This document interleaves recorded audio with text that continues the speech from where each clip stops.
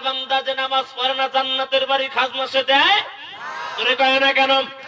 ও যুবকেরা, ও বৃদ্ধরা, ও জ্ঞানী মানুষেরা, মসজিদে জুমার দিনে মুসল্লি ধরায় না, ওক্তে মুসল্লি খুঁজে পাওয়া যায় না।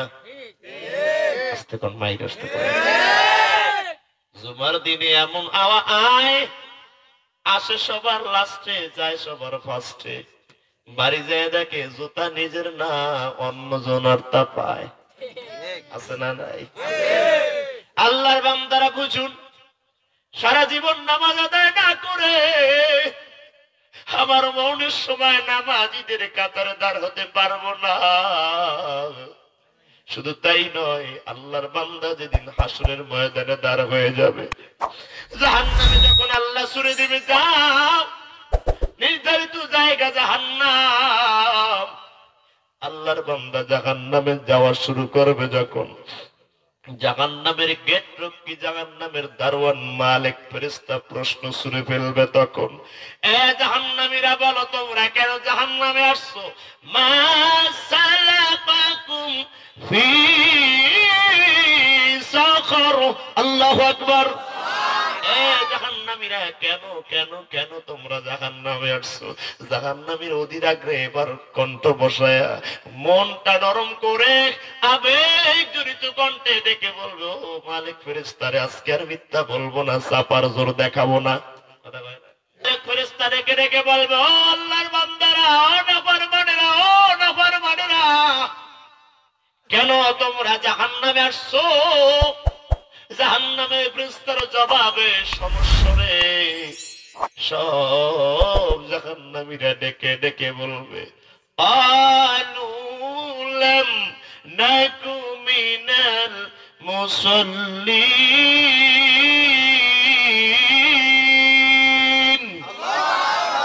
ও জাহান্নামের মালিক ফেরেশতা, দারওয়ান গেট রক্ষী ফেরেশতা, শোনো, আমরা জাহান্নামে আসার প্রধান কারণ হলো আমরা নামাজি ছিলাম না। আজান শুনছি খেতে কাজ করছি, আজান শুনছি ঘুমায় রইছি, আজান শুনেছি দোকানের আড্ডায় মাতোয়ারা হয়েছি, আজান শুনছি গেমসে আসক্ত ছিলাম, আজান শুনেছি আড্ডায় বসেছি, কিন্তু নামাজ পড়ি নাই, নামাজ পড়ি নাই। আমরা আজকে জাহান্নামে আসার প্রধান কারণ হলো আমরা নামাজি ছিলাম না। বাংলার মানুষের পায়ে হাত রেখে যদি বলতে পান রাজি আছি, জীবনের দান সদকা যা যেখানে করেন না কেন, হজ নসিহত, এগুলোর দাম থাকবে তখন নামাজ আদায় করবেন যখন। জীবনে যদি নামাজ না থাকে, এই দানেরও কোনো লাভ আশা সওয়াব পাওয়া যাবে না। নামাজ যে আল্লাহর বান্দা পড়ে, তার সাথে আল্লাহর সাথে সম্পর্কে সিঁড়ি তৈরি হয়ে যায়। নামাজ যে পড়ে না, রবের সাথে সম্পর্ক সে রাখে না। যদিও কত আল্লাহর বান্দা চায়ের দোকানে বসে কয়, নামাজ না পড়লে কি হবে, ইমানে কোনো ঘাটতি নাই। আছে না নাই? বিরক্ত হচ্ছেন?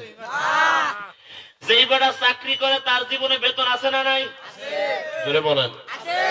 যেই বেটার জীবনে চাকরি নেই তার ভিতরে কি বোনাস আছে?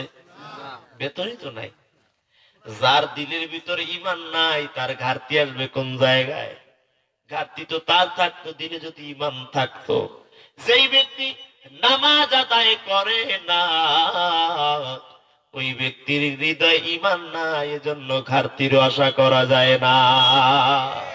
ইমানদারির মাঝে করভণ্ডামি যত, সময় মতো খাইবে ধরা, সারা পাইবে না তো।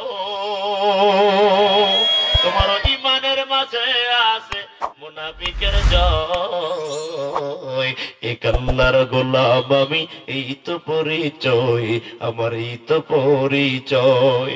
এই পৃথিবীর সবই নকল, এই পৃথিবীর সবই নকল, আসল কিছুই নয়।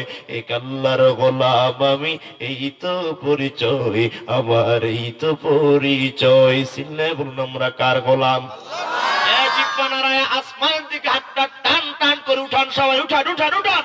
এবার নারায় তাকবীর দিয়ে বলুন আমরা কার গোলাম?